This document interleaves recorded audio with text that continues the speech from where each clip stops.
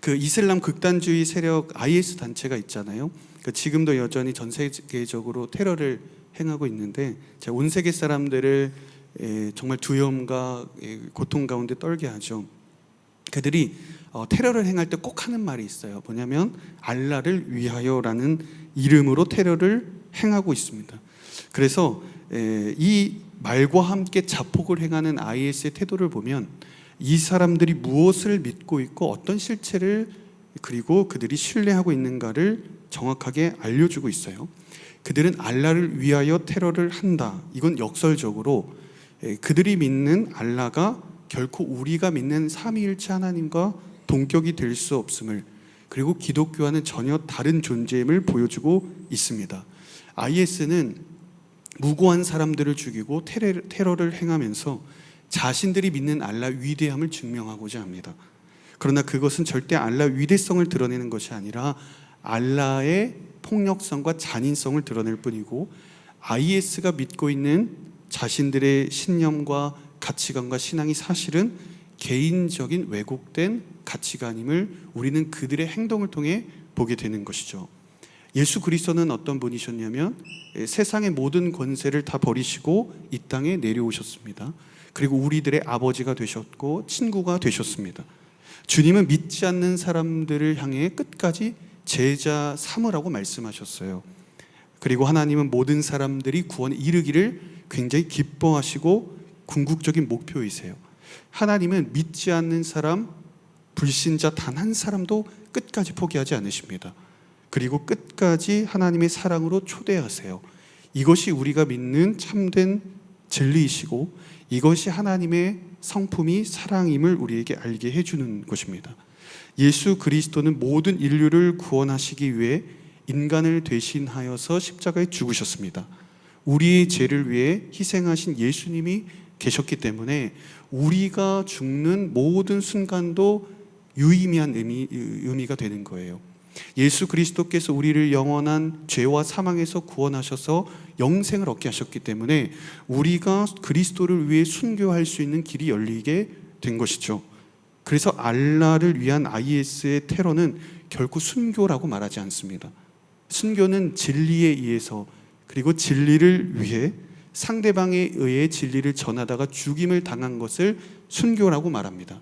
자신의 가치관, 자신의 신념, 자신의 이데올로기 때문에, 또는 자신이 자폭하거나 테러를 행함으로써 죽음을 우린 순교라고 말하지 않는다는 것입니다.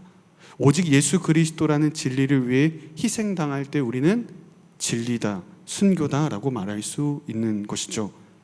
그래서 초대교회는요, 로마와 유대인들로부터 끊임없이 핍박을 받아왔어요. 나아가 많은 성도들이 목숨을 잃는 순교를 당했습니다. 그래서 교회의 역사는 순교의 역사라고 말할 수 있는 거예요. 오늘 말씀의 시작을 우리가 읽었지만 야고보의 순교 소식으로 출발하고 있습니다. 그래서 여러분들과 첫 번째로 순교의 길을 걸어간 사람 야고보의 이야기를 나누고자 합니다. 우리 먼저 1절에서 3절까지 말씀 읽어보겠습니다. 시작. 그 무렵 헤롯 왕이 교회를 박해하려고 교회에 속한 몇몇 사람들을 체포했습니다. 헤롯은 먼저 요한의 형제 야고보를 칼로 죽였습니다. 이 일은 유대 사람들이 기뻐하는 것을 본 이어 베드로도 잡아들였습니다. 이때는 무교절 기간이었습니다. 아멘. 그 무렵이라고 나오죠. 이방인에게 성령이 임했고 이방인의 중심 안디옥에서 교회가 부흥하던 시기를 이야기합니다. 저희가 지난주에 나누었죠. 안디옥 교회. 비록 예루살렘 교회와 사도들은 끊임없이 계속해서 핍박을 받았어요. 그럼에도 불구하고 이방 지역에서는 계속 교회가 개척되고 이방인에게 복음을 전하는 일도 지속되었습니다. 그러니까 이렇게만 가면 초대교회는 부흥하고 승승장구할 것만 같았던 거죠. 하지만 이 시기에 예루살렘 교회에 엄청난 박해가 다시 한번 찾아오는 거예요.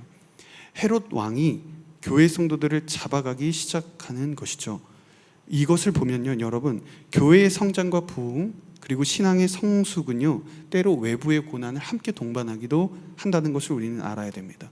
은혜가 임하고 믿음이 자라도 내 삶에 어려움은 찾아올 수 있다는 거예요.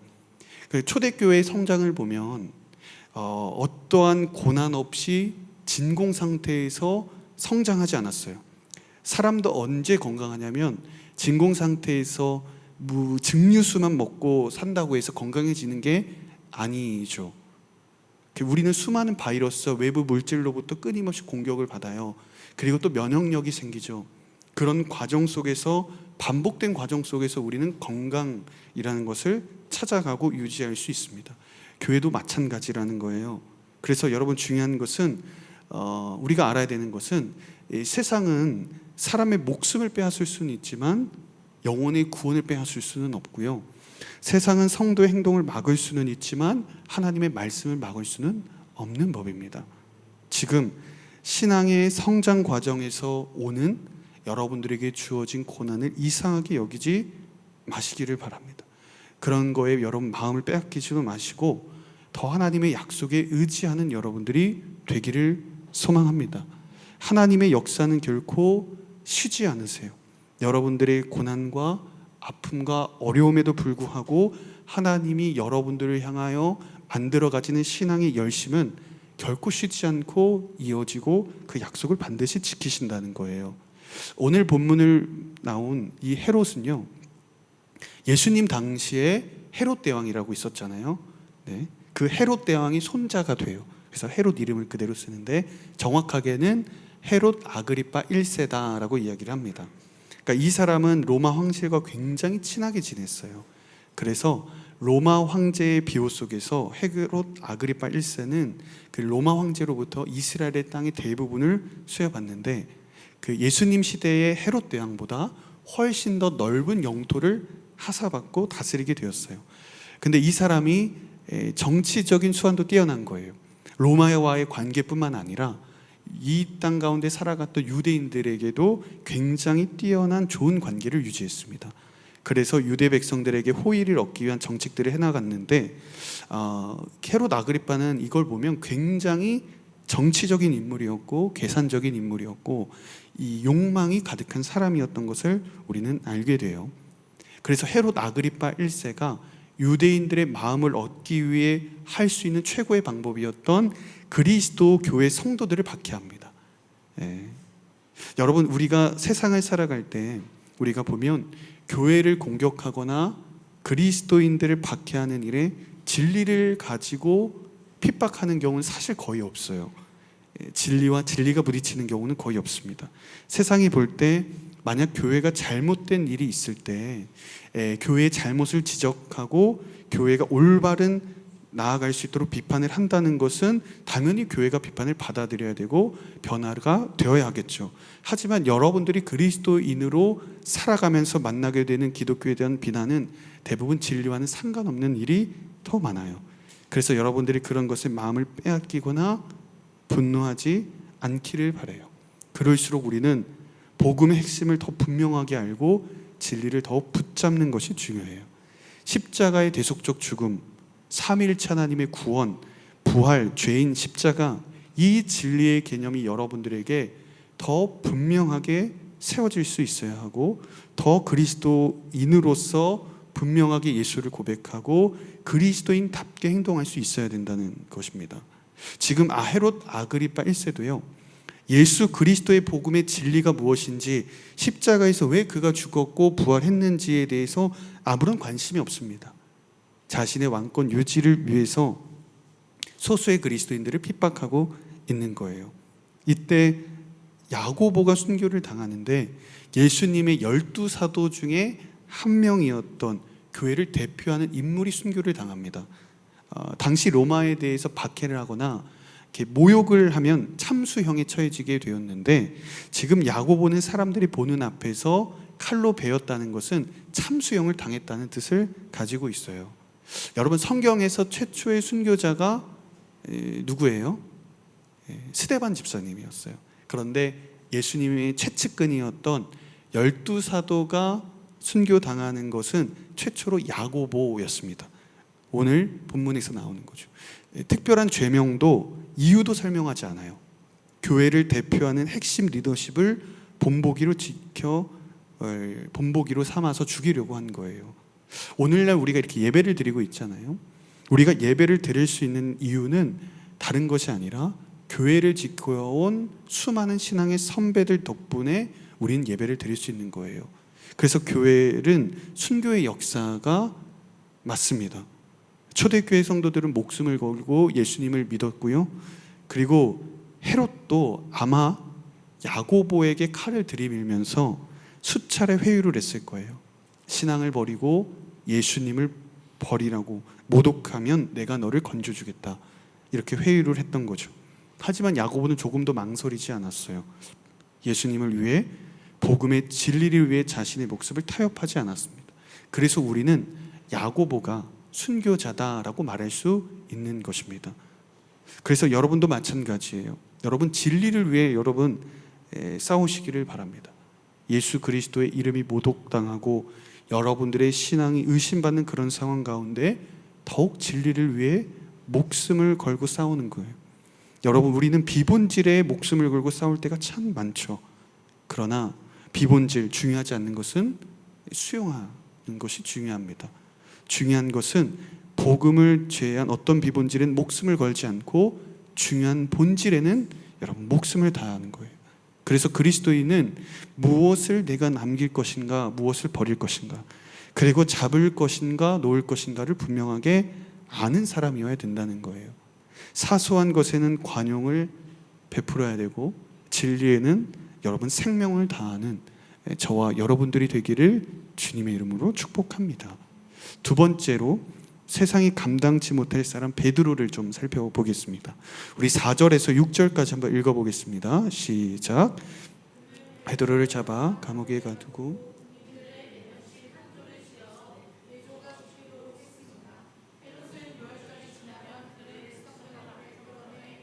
요로 재판할 생각이었습니다. 감옥에 갇혔고 교회는 그를 위해 하나님께 간절히 기도했습니다. 으로 끌어내려고 하던 전날 밤, 그는 2개의 쇠사슬에 묶인 채 2명의 사이에서 잠들어 있었고 경비병들이 감옥문을 지키고 서 있었습니다. 그 헤롯은 야고보를 죽인 뒤에 유대인들이 너무 좋아하는 거예요. 환호하는 거죠. 그래서 베드로를 곧바로 감옥에 가다 두었어요.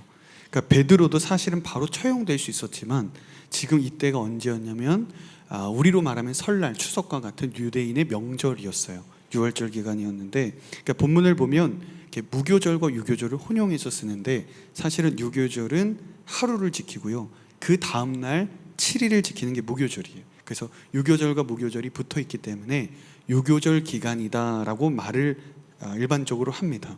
그러니까 일반적으로 이 기간에는 재판을 하거나 죄수를 처형하는 일은 웬만하면 하지 않았어요. 그래서 헤롯이 베드로를 살려주고 싶어서 지금 이 자리까지 살려준 게 아니라, 이 절기가 끝나면 곧바로 처형하고자 기다린 거예요. 그래서 베드로를 탈출을 막기 위해서 군인들이 무려 4명씩 한 조를 이루었는데, 몇 개 조가 있었다? 4개 조가 있었다. 그럼 총 몇 명이에요? 계산 못하는 거예요. 성경을 나눌 때가 아니네요. 16명. 4개 조, 4명씩 4개 조였으니까 16명인 거예요. 그러니까 4구역이 나눠졌어요. 그러니까 그 당시에 시간을 4구역으로 나눴는데, 6시부터 9시, 9시부터 12시, 12시부터 3시, 3시부터 6시, 밤에 4구역으로 한 조씩 돌아가면서 로테이션을 도는 거예요. 그러니까 얼마나 철두철미하게 베드로를, 그 죄수들을 지키려고 한 거예요. 헤로데 왕궁에 있는 감옥에서 그것도 16명의 군인이 지키고 있었던 거예요, 밤새. 그러니까 6절을 보면 베드로의 양손 각각 군인 1명씩 해서 쇠사슬을 채워 놓았다라고 하는데, 우리 가끔 영화를 보면은 그 도둑이 도망갈까봐 범죄자들이, 경찰이 이렇게 자기 손하고 이렇게 범인 손 하나씩 묶어 놓잖아요. 근데 이게 양쪽에 경비병들이 있었던 거예요. 그러니까 양쪽이 다 잡혀 있는 거죠. 같이 매어 수갑을 차고 있는 상황과 같았다고 생각하면 됩니다. 그러니까 이렇게 진짜 철통 보안같이 해놓은 거예요. 꼭꼭 숨겨놓고. 그러니까 상식적으로 이 자리에서 빠져나갈 수 있는 방법이 있을 것이다 라고 생각한 사람은 진짜 마동석 정도 아니면은 어렵죠. 그러니까 아무도 이 자리에서, 감옥에서 탈출하고자 하는 그런 생각을 할 수 없었을 거예요. 근데 지금 그러니까 베드로가 이런 막막함 속에 갇혀 있다는 사실을 우리는 이렇게 알아야 됩니다. 그런데 사실 더 중요한 건 베드로는 지금 육신의 감옥에 갇혀 있었지만 사실은 절망의 감옥에 갇혀 있다고 볼 수 있는 거예요. 베드로가 이 직전에 어디를 다녔어요? 그 이방 세계를 다녔잖아요. 그래서 점진적으로 베드로가 신앙을 넓혀갖고 성숙을 이뤄갔단 말이에요. 그래서 그 결정적 순간이 이방인이었던 고넬료가 성령을 받는 사건이었잖아요. 그의 인생의 일대의 최고의 순간 중 한 순간이었죠. 이렇게 앞으로 계속해서 승승장구하면서 이제는 이방 지역에도 선교를 하는 그런 길이 열리게 된 거잖아요. 이젠 막힘없이 가는 거예요. 더 큰 열정으로 이젠 땅끝까지 복음을 전하리라. 예수님의 지상 명령 마지막에 제자들에게 나에게 했던 그 약속을 지키리란 마음을 먹고 가려는 상황 가운데 감옥에 던져진 거예요. 마치 우리가 막 사업을 시작하고 우리가 대학을 준비하려고 막 학업을 준비하고 진로를 결정해서 이제 전력으로 달려가고 있는 그 상황 가운데 그 일이 막힌다면 얼마나 낙심이 되겠어요. 애초에 열심의 마음이 들지 않고 열정이 없고 그 마음이 없었다면 차라리 나았겠지만 이제 막 다시 한번 일어나려고 하는 진로를 향해 결정해서 걸어가려고 하는 이 설렘 가운데 있다가 이런 어려움이 찾아오면 더 낙담이 되는 거죠. 물론 베드로가 주님을 원망하거나 한탄하지는 않았을 거예요. 그동안 자신과 함께 하셨죠. 베드로가 함께 할 때마다 성령이 역사하셨고 하나님이 그의 인생을 지도하고 계심을 알고 있었어요. 다만 지금 이 베드로는 이 현실적인 이 상황, 통제할 수 없는, 어쩔 수 없는 이 현실 가운데 체념을 하고 있는 것이죠. 그래서 5절과 6절을 보면 베드로가 허리띠도 겉옷도 다 벗어두고 잠을 자고 있었어요. 반면에 교회는 역설적으로 베드로를 위해 기도하고 있었어요. 그러니까 베드로는 야고보가 분명히 참수형을 당했던 그 일을 잘 알고 있었어요. 이렇게 같이 예배를 드리고 있다가 한 명이 끌려가서 죽임을 당한 상황인 거예요. 분명히 어제까지만 해도 예배를 같이 드렸는데 내일이면 자신도 죽을 생각을 한 거죠. 그런데 그러다 보니 모든 것을 다 내려놓고 체념하며 있었던 거예요. 여러분, 이렇게 그리스도인들도 우리가 믿는다고 해서 체념이 없는 것은 없습니다. 우리도 늘 이 주어진 상황 가운데 빠져나갈 수 없는 우리들의 어려움과 고통 가운데 이런 체념에 빠질 수 있어요. 적당한 체념이에요. 예수님을 믿고 내가 하나님이 나와 함께 하신다는 사실을 인정합니다. 그러나 나에게 주어진 이 현실이 달라지지 않을 것이라는 마음인 거죠. 베드로는 자신의 사명은 이제 여기까지다. 내일 있을 죽음을 편하게 맞아들이자 마음을 먹은 거예요. 그의 마음 자체가 나쁘다는 것은 아니지만 그는 자기가 주어진 이 상황과 현실을 그렇게 해석한 거예요. 그런데 갑자기 천사가 등장해서 베드로를 깨우고 있는 장면입니다. 우리 7절과 8절 계속 읽습니다. 시작. 그런데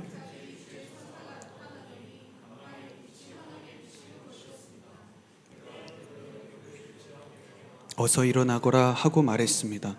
그러자 베드로의 손목에 매어 있던 쇠사슬이 풀렸습니다. 그때 천사가 베드로에게 허리띠를 메고 신을 신어라고 말하자 베드로는 그렇게 했습니다. 천사가 다시 겉옷을 입고 나를 따라오너라 하고 말했습니다. 주의 천사 갑자기 나타나서 베드로의 옆구리를 찔러 깨워요. 어서 일어나거라 라고 이야기하죠. 그러니까 이것은 단지 베드로가 정말로 누워 있었기 때문에 육체적으로 육신의 일어남만을 이야기하는 게 아니라 절망과 포기의 쇠사슬에 사로잡혀 있는 베드로에게 주시는 말씀이세요. 체념하지 말고 일어나 사명을 감당하라는 거예요. 다시 일어나서 내가 너에게 처음에 주었던 그 사명을 감당하고 걸어가라는 거예요.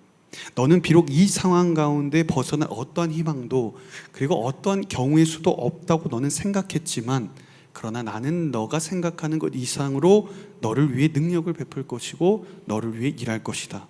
주님이 말씀하시는 겁니다. 우리는 내가 때로 우리 스스로가 통제할 수 없고 내 힘으로 감당할 수 없는 일을 만나면 이렇게 믿는 사람들도 적당한 체념에 빠질 때가 있는 거예요. 아무리 봐도 이 어려움을 풀 수 있는 경우의 수가 없는 것 같습니다. 그러니까 내가 하나님을 원망하거나 부정하진 않아요. 하나님의 존재 자체를 부정하진 않습니다. 다만 이대로 내 문제는 이렇게 끝날 것이다 해석하고 체념하는 거죠. 그러나 여러분 기억하셔야 됩니다. 하나님은 늘 여러분이 생각하는 경우의 수보다 훨씬 더 많은 크게 일하시는 분이세요. 우리 함께 옆 사람과 따라해 보시겠어요? 하나님은 나보다 경우의 수가 많으시다. 하나님은 나보다 경우의 수가 많으시다. 하나님은 나보다 항상 경우의 수가 많으십니다. 나는 대안이 없지만 하나님은 항상 대안이 있으신 분이세요. 이 세상 안에는 죄의 문제로, 사망의 문제로 해결할 대안이 하나도 없습니다. 여러분, 죽은 사람을 다시 살릴 수 있는 대안이 의학적으로 가능할까요? 아무것도 없어요. 대신 하나님은 세상 밖에서 예수 그리스도를 이 세상 속으로 보내셔서 인류를 구원할 유일한 대안 십자가를 지게 하셨죠. 그래서 여러분들에게 주어진 문제사항을 여러분들의 자신의 생각과 해석으로 가두지 않기를 바랍니다. 나의 육신이 갇힌 것보다 더 무서운 것은 여러분들이 하나님의 능력을 가두는 일이에요. 내가 육신적으로 내 삶의 계획이 안 되는 것보다 더 여러분들이 경계해야 되는 것은 하나님이 일을 해결해 주지 않을 것이다. 하나님도 어려울 거다라는 그런 여러분들의 체념적 생각이 더 위험한 법입니다. 하나님은 항상 여러분보다, 당신보다 열심히 일하시는 분이세요. 여러분들이 일하는 것보다, 여러분들이 살아가는 것보다 훨씬 더 하나님은 세밀하게 일하시고 역사하십니다. 그래서 주님이 여러분들에게 어서 일어나거라 말씀하신다면 일어나세요. 그리고 사명의 자리로, 부르심의 자리로 다시 한번 돌아가서 포기하지 말고 여러분들이 길을 걸어가시기를 축복합니다. 하나님께서 여러분들의 길을 지도하실 것입니다. 이렇게 베드로는 철통보안 16명의 이 경비병들이 있는 이 상황을 탈출해서 나아가게 됐어요. 경비병들을 따라가고 나왔는데 그때 베드로가 어디로 곧바로 향하는가? 우리 세 번째, 기도의 실력과 기도의 능력인 초대교회를 보도록 하겠습니다. 우리 12절 읽어볼게요. 시작. 이 사실을 깨달은 후 그는 마가라고도 하는 요한의 어머니 마리아의 집으로 갔습니다. 많은 사람들이 그곳에 모여 기도하고 있었습니다. 감옥에서 풀려난 베드로의 행선지가 성도들이 모여있던 교회였어요. 그 당시에는 각 가정이 교회였기 때문에 예루살렘 교회가 크게 성장했기 때문에 나눠서 예배를 드렸거든요. 아마도 베드로는 이미 성도들이 마가 요한의 어머니 마리아의 집에서 자주 모여 기도하고 예배한다는 것을 알았을 거예요. 베드로는 감옥에서 밤새 경비병들에게 시달렸죠. 그리고 양손에 쇠사슬에 묶여서 잠들었고, 그러니까 밤새 잠이나 제대로 잤겠어요. 그 차갑고 정말 이 험한 감옥에서.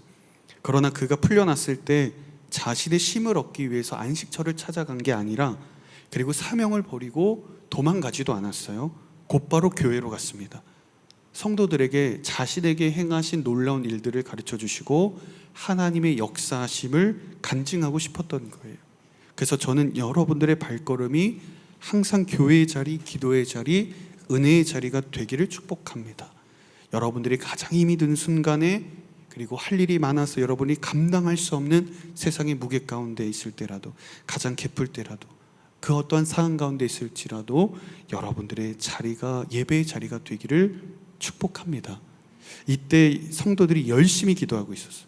근데 재밌는 사실이 있는데, 지금 이 베드로가 이 마가 요한의 어머니 마리아의 집에 와서 문을 두드리고 있어요. 계속 노크를 하고 있는데 성도들이 못 믿고 있다는 점이에요. 우리 5절 한번 다시 한번 띄워주시겠어요? 그 교회는 뭐 하고 있었냐면 하나님께 간절히 기도하고 있었다. 누구를 위해? 베드로를 위해. 풀려나기를 간절하게 기도하고 있었어요.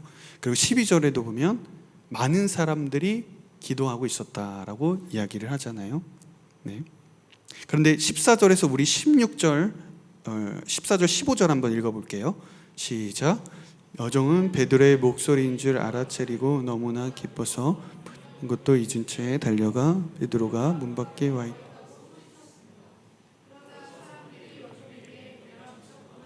말했습니다.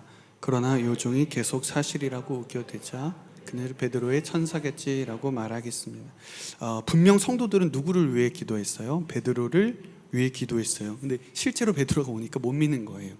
그러니까 비록 성도들이 열심히 밤새 기도했어요, 베드로 위해서. 근데 기도의 능력은 믿지 못했던 거예요. 아이러니하죠. 그러니까 이렇게 자기들이 봐도 빨리 응답될지 몰랐던 것 같습니다. 그러니까 베드로가 풀려나도록 간절히 기도했는데 막상 풀려나니 못 믿고 있어요. 그래서 이걸 보면 저희가 알 수 있는 것은, 그러니까 기도의 실력과 기도의 능력은 다르다는 것을 우리는 알게 되는 거예요. 여러분, 기도에도 실력이 있어요. 어떤 실력이 있냐면, 우리가 수련회를 가거나 어떤 곳에 가면 어떤 이 친구들은 이렇게 밤새 방언으로 기도하잖아요. 뭐 우리가 교사도 많이 섬기겠지만 학생들이 우리보다 더 기도 열심히 할 때가 있어요. 평소에 단순한 기도 모임에도 뜨겁게 하는 사람이 있고, 하나님의 말씀에 예민해서 말씀을 빨리 흡수하는 사람도 있고, 어떤 사람은 예언의 은사 있고 통변의 은사, 치유의 은사, 다양한 사람들이 있죠. 그러니까 그 사람들을 보면서 나도 저렇게 되고 싶다, 나도 저런 기도하고 싶다, 나는 저렇게 하지 못할까, 이런 격차를 느낄 때가 있잖아요. 그러나 우리가 이걸 보면 알 수 있는 것은, 하나님이 여러분들에게 원하시는 것은 기도의 능력이 아니라는 거예요. 그러니까 기도의 열매를 바라시는 게 아니라, 기도의 실력이 없어도 여러분들이 갓난아기처럼 이 옹알이 같은 기도라고 할지라도, 여러분 특별한 방언과 은사가 없더라도 기도의 자리에서 머물러서 기도하기를 원하신다는 것을 하나님이 말씀하시는 거예요. 오늘 순모임 때도 나누시겠지만 이 요나의 이야기거든요. 요나는 원수와 같은 니느웨 백성들에게 복음 말씀을 전하라는 하나님의 명령을 따르기 싫었어요. 도망가다 붙잡혀서 결국엔 억지로 끌려가서 억지로 말로 속삭이듯 말을 전하고 있었어요. 하루만 전했어요. 그것도 속삭이듯이. 그런데 어떻게 됐을까요? 니느웨 왕부터 니느웨 모든 민족이 다 회개하고 금식하고 회개했어요. 제일 당황했던 게 아마 요나였을 거예요. 자기는 그냥 어쩔 수 없이 억지로 명령을 수행했는데 온 민족이 다 주님 앞에 회개하고 있잖아요. 이렇게 보면 항상 나의 믿음의 크기보다 하나님의 믿음의 역사가 큰 것을 우리는 알아야 됩니다. 지금 초대교회 성도들을 보면 얼마나 우스워요. 밤새 열심히 기도해놓고, 밤새 그렇게 베드로를 위해서 간구해놓고, 막상 바로 응답되니까 우리들의 기도가 이렇게 응답될 리가 없어. 이렇게 빨리 응답될 리가 없고 이루어질 리가 없어. 분명 베드로가 죽었거나 베드로의 천사거나 환영이겠지, 이렇게 말하고 있는 거죠. 그런데 우리가 곰곰이 한번 생각해 볼 필요가 있습니다. 여러분, 과연 지금 이 마가의 요한의 집에 있었던 이 성도들보다 우리가 더 나은 것 같으세요? 지금 이분들이 저희보다 사실 훨씬 나아요. 왜냐하면 이들은 교회에 함께 모였고, 그리고 밤새 간절히 기도했고, 밤새 베드로를 위해서, 그것도 남을 위해서 기도했어요. 그러니까 베드로가 처형되기 직전까지 계속 기도했을 거예요. 아침이 돼서 돌아오잖아요. 그러니까 그들은 자신 스스로를 위해서 기도한 것도 아니고 자신의 동료, 그리고 자신의 친구, 성도들을 위해서 밤새 함께 모여서 기도했다는 거예요. 포기하지 않고 끝까지 기도했어요. 그러니까 비록 그들의 기도의 실력은, 기도의 그 믿음은 다소 부족했지만, 그러나 기도의 능력이 나타나기에는 조금도 부족함이 없었던 거예요. 그래서 이것을 보면요, 여러분, 기도의 능력이 항상 여러분들의 기도의 실력보다 크다는 걸 기억하셔야 돼요. 우리가 기도의 실력이 부족해도 하나님은 여러분들의 기도를 통해 능력을 나타내기에 조금도 부족함이 없으세요. 그리고 더 중요한 게 있어요. 여러분, 기도의 자리보다 항상 응답의 자리가 더 큰 거예요. 여러분들이 기도의 자리를 지키기만 해도 하나님의 응답과 하나님의 일하심과 하나님의 열매는 항상 크게 역사하신다는 것을 기억하셔야 됩니다. 사랑하는 여러분, 이제 저희가 광고를 지난주에도 드렸지만 이제 한 달에 한 번 저희가 마지막 주에 다윗 공동체 기도회를 이제 시작하려고 합니다. 거창하게 시작하려고 하지 않고요, 기도의 실력자들을 모으기 위해서 기도의 자리를 마련한 것도 아니에요. 기도의 자리에 한 걸음이라도 내딛는 사람, 비록 나는 기도의 실력이 없고 부족하지만 난 은사도 없지만 그러나 기도의 능력을 믿는 사람, 바로 그런 사람들을 주님이 초대하시는 자리예요. 그래서 기도회를 하려고 하는 것입니다. 기도의 자리에 여러분이 머물기만 해도 그 기도회를 통해 기도의 능력이 여러분들에게 충만하게 임하게 될 줄로 확신합니다. 하나님의 일하심을 여러분들이 와서 함께 기도하며 경험하기를 바랍니다.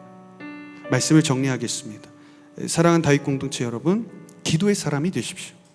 기도하다가 낙심하지 마세요. 능력 있는 기도는 어떤 기도냐면 포기하지 않는 기도예요. 끝까지 하는 기도입니다. 기도는 그래서 절망의 쇠사슬에 갇혀 있었던 이 베드로 같은 어둠의 감옥에 던져진 한 인생을 능히 건져내는 능력이 있었습니다. 기도하는 실력이 있어서 아니에요. 기도의 능력을 하나님께서 부어주셨기 때문입니다. 기도할 때 도저히 앞이 보이지 않고 경우의 수를 찾을 수 없는 상황 가운데서도 하나님은 유일한 대안으로 여러분들에게 말을 걸어오시고 해결해 주시는 분이십니다. 그래서 여러분들에게 주어진 기도의 열쇠를 드시기를 바라요. 여러분들의 삶을 묶고 있는 절망의 쇠사슬, 그 절망의 자물쇠가 열리게 될 것입니다. 여러분들 각자에게 하나님은 기도의 열쇠를 주셨어요. 그래서 그 여러분들에게 주어진 여러분들의 고난의 자물쇠를 풀 수 있는 것은 여러분들이 기도의 열쇠를 들 때, 그리고 기도할 때입니다. 함께 모여 기도하고 기도의 능력을 날마다 경험할 수 있는, 기도의 실력보다 기도의 능력을 의지하고 기도의 자리, 그 기도의 자리를 지키며 기도하며 나아갈 수 있는 저와 여러분 다윗 공동체가 되기를 주님의 이름으로 축복합니다.